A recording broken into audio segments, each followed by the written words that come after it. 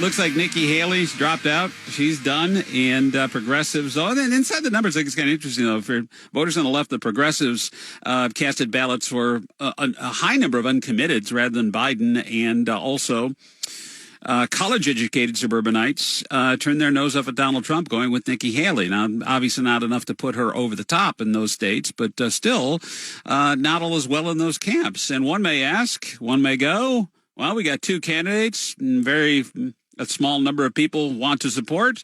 So what about a third party thing? What about this RFK Jr. thing? Did you know that he just spoke before the Libertarian Party in their convention just a couple of weeks ago? And on that is Spike Cohen.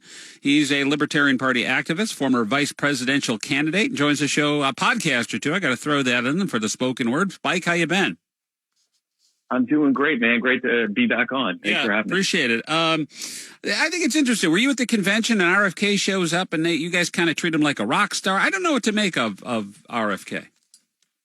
Yeah, so I was not at the California convention, but I can tell you after speaking with many people there, what happened is the general reception that RFK Jr. has gotten with Libertarians. We are very happy that he has given such a great voice on so many issues. But on most other issues, we see him as just as bad or even worse than Trump or Biden are. He is a dyed-in-the-wool progressive Democrat and always will be, and we are certainly not that. And just to show that, we had a straw poll for who we wanted to be our next presidential candidate. He got, out of the 100 votes, he got 1 vote. I got 4, and I haven't even declared that I'm running. Well, that's not a good sign if you're RFK Jr. Now, he was there to dip his toe in the water, and certainly he's got a bit of it. Well, the name recognition, obviously being a Kennedy, but also the fact is he can get on a number of ballots, and that's pretty sexy, I think, for your party. We like to be on the ballot, and we'd like to get our message out there. The problem is if we put at the top of our ticket someone who on most issues is the antithesis of what we want, the better we do, the worse it is long term for us, because we get rebranded as essentially the RFK Jr. party. So, yeah, it helps us with ballot access. It might even get us the 5% that gets us major party status. But we're essentially at that point where the RFK Jr. party, and have to explain that away for decades to come. We are not the party of gun control or socialized health care or many of the other terrible policies that RFK Jr. proposes. It's interesting because I was just kind of reading through. I don't know much about RFK. I don't know how serious I should take him, but I thought he came out as kind of pro Second Amendment. He doesn't want to touch guns. Is he not walking the walk and talking the talk? Well, after decades of saying the opposite and calling gun rights groups terrorist organizations and things like that, in the last year and a half or so, he has said things like, well, we're not looking at banning guns right now. Which of course begs the question, okay, when are you looking at that if you're putting that qualifier there? And he'll say things like, well, we need to look at the mental health roots of gun control and have the government look at that. In other words, we need the CDC to be involved in gun violence. And I can't imagine what the CDC would propose when it comes to gun violence. I think you and I can both figure that out. Right. And it really speaks to the core of the issue with RFK. I think he is increasingly understanding the problems with big government, but he isn't understanding that the problem is big government. It's not just that this agency or this official did it the wrong way. It's that this is what happens when you give so much power to the government to begin with. They're going to use it in the worst ways possible because they have every perverse incentive to do so, which is why he continues to propose growing government, increasing taxes and increasing regulations, but just in a way that he thinks it would work better. And that is the problem. That's where we diverge. So we have 3 lesser of 3 evils, I suppose. Spike Cohen on the show this morning on 700 WLW, the Libertarian Party, and with the distaste. And granted, there's 20% at each side that are flag-waving Biden lovers and flag-waving Trump lovers, but the rest of us in the middle are just kind of throwing our hands up going, can you throw us a life raft here? Can you throw us a life preserver? Give me something here. Is RFK going to check that box for people? But even still, there's zero chance, I think, that RFK, and quite honestly, a Libertarian Party candidate at this point, winds up winning the election. But what would you see success as? What kind of percentage? I'm thinking back in the old days, Ross Perot, and he was a great disruptor in the 90s with the Clinton, the election Clinton ultimately won. What would be ultimately you'd be happy with here? Well, obviously, I mean, when we're running, whatever candidate we do pick, we're going to run to win, quote unquote. We're going to run as hard as we possibly can and leave everything on the table. But we also know the odds we face. I mean, so far we have had a 0% success rate, as has anyone else that's not a Republican or Democrat for the past 100+ years. So it is what it is.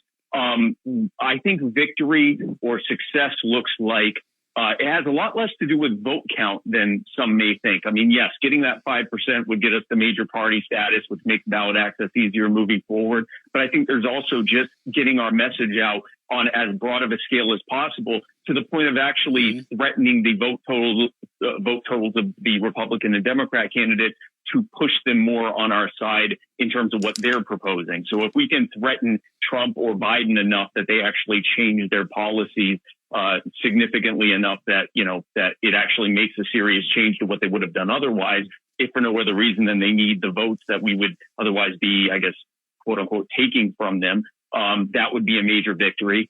Growing the size of the Libertarian Party, both in terms of registered voters and members, would be a big victory. And obviously, the more votes we get, the better. Yeah, but it sounds like the proposal is kind of got to hold your nose on stuff, the Second Amendment thing, union busting corporations, and he's still got that Democrat streak in him.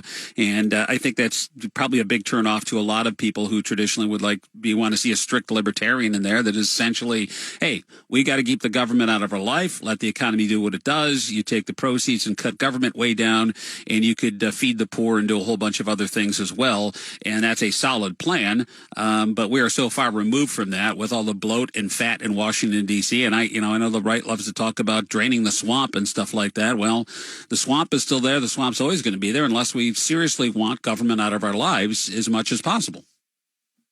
Yeah, we don't need to just drain the swamp. We need to actually fill it in like that. And that's the problem, is that, I think very often when they talk about drain the swamp, they're talking about removing certain officials or maybe, cutting a certain number of regulations or, reining in an agency. But when you have, for example, when you have Donald Trump will turn around and, talk about giving the FBI a big, new, beautiful building. These are the people who are trying to put him in prison. And it's as though, and it's not just Trump, it's really anyone in the Republican or Democrat parties. There seems to be a complete disconnect with the reality that, and especially on the Republican side, who often talks a good game about making serious reform. But the reality is, until you're ending entire alphabet agencies and making the kinds of massive cuts to budget that we're seeing Javier Milei do in Argentina, you're not going to see any real change. That the swamp is just going to keep growing, and it will either consume you or spit you out. Yeah, I think it's a case is, hey, we're going to drain the swamp, but we're going to fill it with our swamp water. Well, it's still swamp water. It's just your people, right? That's all that's going on here, and they might even be competent enough to run the damn thing. Who the hell knows? And that's kind of what scares me is the extremism on both sides here. But when you look through the numbers, though, as I pointed out in the intro by Cohen, Nikki Haley suspending her campaign, but progressives casting ballots for uncommitteds in higher numbers, and college-educated suburbanites not going for Trump. They went for Haley. Sign of things to come?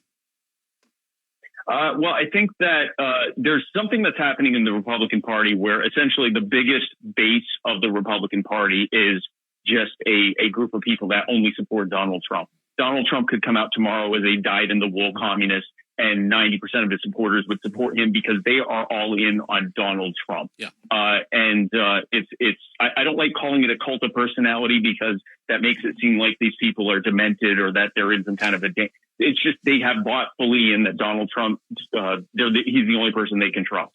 But then within the Republican Party, you have the more moderate elements, you have the more constitutionalist or libertarian elements within the Republican Party, and they look at a Donald Trump and say, this is not what we want. And so I don't think a lot of the constitutionalist or libertarian leaning Republicans were supporting Haley, but certainly the more moderate ones were, and certainly the neocon wing was. And it's funny to watch, Nikki Haley has been calling Donald Trump worse things than she's been calling Joe Biden for the past, year plus. Yeah. And, she will no doubt very soon turn around and say, and you must vote for him. We must support our nominee now. And it's almost certain that he's going to end up giving her some kind of spot on the campaign team or even in his administration. Which means that you can add the last year and a half of everything Nikki Haley has said to the long list of lies that she has. And Donald Trump can adding Nikki Haley to the list of foolish staffing choices he's made. Spike Cohen on the show this morning. Spike is a Libertarian Party activist, former vice presidential candidate, maybe presidential candidate. It sounds like coming up here for the party, and RFK swooping in and saying, we may have something here, and that may be a viable third party candidate, maybe the best we've seen since Ross Perot in 1992. For those people who say, hey, listen, I don't want the same old, same old. Biden's politics, Biden's agenda, Biden's economy, terrible. Donald Trump, it's all about Donald Trump. I don't know what we're getting. He's a loose cannon. We can get in trouble with a loose cannon, and he's going to use 4 years to beat the hell out of the people who opposed him for the last war, and it doesn't move the country forward. I hear that reverberating around from voters, and yet people hear Robert F. Kennedy go, I don't know. I'd vote for a billy goat at this point, maybe. It's when you hear that and people go, and typically what will happen is who'd you vote for? I voted for a Libertarian Party candidate. Well, you wasted your vote and you helped whoever won get in office, right? You're the worst person ever because you helped Biden win. You helped Trump win because you wasted your vote. How do you defend that? Well, first of all, it's very clear that voting Libertarian is the best bang for your buck, because not only did you vote Libertarian, but you also voted for Joe Biden and you voted for Donald Trump, depending on who you talk to. So it's a 3-for-1 vote. No, I would say when someone tells me that I'm wasting my vote or throwing my vote away, I ask them, do you like the status quo? Do you like how things are going? And invariably they say no. And I say, well, look, it was Republicans and Democrats who did this. You can say, oh, those aren't real Democrats or those aren't real Republicans, but it turns out they lead both parties. So yes, they are. And if you continue voting for the people who created the mess that we're in right now, in the vain hope that they will somehow fix it, even as they continue to make it worse in real time, you are throwing your vote away. You are wasting your vote. And if you want to, that's perfectly fine. I would, if I know that whether the Republican or Democrat wins, I'm still going to lose, I would rather vote for a candidate and a party that I believe in, knowing that if I lose, I at least voted for something that if it wins, I win too. Yeah, I mean, the people screaming about Trump, and if you don't support him, you're a Republican in name only, which is silly because you look at Donald Trump and he's anything but a conservative. Meanwhile, I look at Joe Biden and people go, well, you got to support Biden because you can't have Trump in there. And Biden is, he's an old school Democrat and he's for the little guy. And like, I don't know, a little guy, I mean, he's taking college loans and absolving people from them and just making it worse for the next generation. He had this thing with the credit card industry where he's going after them to cover up for his own crappy economy by saying, we got to bring these fees under control here. Fees under control. Good. All you're going to do is hurt the little guy who needs to use the credit cards to pay off, getting his car fixed or whatever. So I look at this whole thing and go, you got Democrats typically, anything that's big, corporate wise is the boogeyman. It's awful, even though he doesn't get it. It looks good. It may play well with his core, but generally it's kind of stupid stuff. So I've got these two to choose from. It's not much of a choice. No, listen, Joe Biden is the architect of everything progressives hate most. Like, if you look at the things that lead them to protest and riot the most strongly, student debt, cost of living crisis, police abuse, civil forfeiture, the war on drugs. This is Joe Biden's, legacy of the last 50 years he's been in office. You don't like racism? Joe Biden tried to block integration because he didn't want his children to grow up in what he called a racial jungle. I mean, this man, if you wanted to create the embodiment of everything that progressives claim to hate, it would be Joe Biden. You don't have to create it. He literally exists right now. He lived it. And Donald Trump, lifelong Democrat until 2013 or 2014, very progressive, I shouldn't say progressive. He's certainly left of center. And what's funny is he's kind of in that way, he hasn't really changed policy wise that much. It's more just he has pulled the GOP left of the center. They're now kind of a centrist populist party. Very rarely do they talk about the Constitution or about reigning in government. No, not at all. Now it's about, putting America first, which I don't think you put America first by putting governments first or by putting foreign governments first or by putting lobbyists and contractors first. I think you put America first by putting government behind the American people where it was supposed to be and massively slashing it and putting that money and that power back in the hands of the American people where it belongs. I don't believe that, populism puts America first. I think it puts government first. I don't think anything I've heard so far in the trail from him has indicated he's putting America first. He's putting Donald Trump first. Right. Yes. Yes, of course. Yeah, yeah, we're second. That's nothing new. Yes, yes. Yeah, but, back to Joe Biden, there's the alternative. Well, there's Joe Biden. It's the devil you know, devil you don't know. Man, another 4 years of Joe Biden. I don't know if I can handle that, if our wallets can handle that in just the, as you mentioned, he's been there for 500 years, juiced in everything, all the problems that he's trying to fix, he helped create. So, absolutely. Is it one of those deals where, he knows where the bodies are buried? Yeah, maybe, but it doesn't seem like he's willing to take responsibility. And we quickly forget that this is one of the guys, one of the architects of all the problems we have today. And so it goes. Not sure who at this point, RFK coming on the scene. And I know he sent some pretty weird stuff with COVID mandates and that. I think turns a lot of people off. People are tired of hearing about that. I think there's a couple libertarian points in there that, just kind of skimming through his, what he said, at least in the past, when it comes to issues of policing and your choice about COVID and restrictions, as I said, he's very against that too. Came out and said, yes, of course, the 2020 election was conducted fairly. And he's checking all the boxes. I'm a libertarian. I'd look at this and go, yeah, okay. Maybe there's something here. It looks a little less government, but I don't know. Again, is it one of those deals where I don't believe anyone anymore when they're a politician? Well, he's certainly not for less government. He's for what he would say is better or more responsible government. After May of 2020, you couldn't find a better and more accurate voice when it came to the lockdowns and the COVID regime than RFK Jr. Yep. Prior to May of 2020, he was calling for the lockdowns to be extended because they were good for the environment. So, this is the issue. And it's not that I think he truly does now believe what he's saying when it comes to the COVID regime, 100%. I think the problem is he is not making the connection as to what the real problem is. It isn't that Anthony Fauci was in charge of the NIH. It was because of the mandate and the budget and the funding and institutional power that the NIH had that they ended up doing what they did. And that's a decades old problem that is really at its core. And not just on COVID, but on every issue, it is at its core. The government is too big, and the bigger it gets, the worse it is. Yeah. And, I want to say something. I am glad that RFK is running.